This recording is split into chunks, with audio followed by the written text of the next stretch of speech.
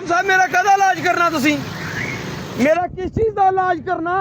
मेरा तुसी 2000 रुपये का चलान करदा मैं पे करदा मेरा इलाज किस चीज़ का करना मेरा किस चीज़ का इलाज करना मैनू इलाज दसना चाचा तेरा की होया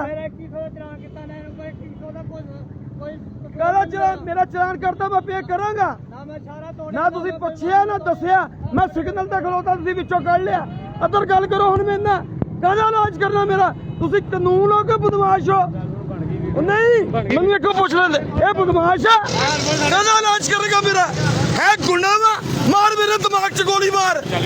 तू गुंडा वा कहदा इलाज करेगा मेरा इलाज कर ओ यार इनू इलाज करन दे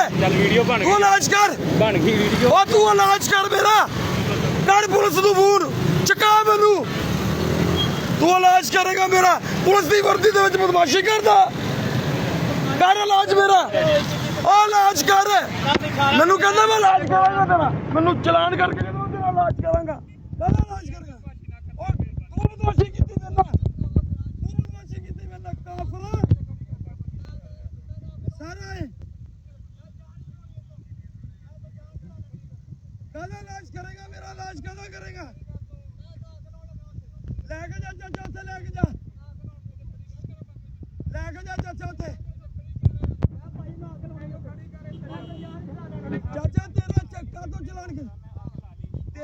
तेरा चलान का तो किता तेरा चलान का तो किता मैनू कहंदा तेरा इलाज करूंगा अड्डा तू बदमाश हां इलाज करेगा साडे टैक्स दे उत्ते तू तनखा लेना ओ कहदा चुप कर कादी बदतमीजी कीती तू कीती बदतमीजी मेरे नाल तू कीती बदतमीजी मेरे नाल मैनू मेरा इलाज करेगा ओ नहीं चलान करता कहंदा इलाज करांगा कहदा इलाज करूं तू आ सारे बच्चे ना चौंक तो अगे खलोता आ दुनिया आ रही है आ असन नामी बदमाश बंदा कहंदा मैं इलाज करांगा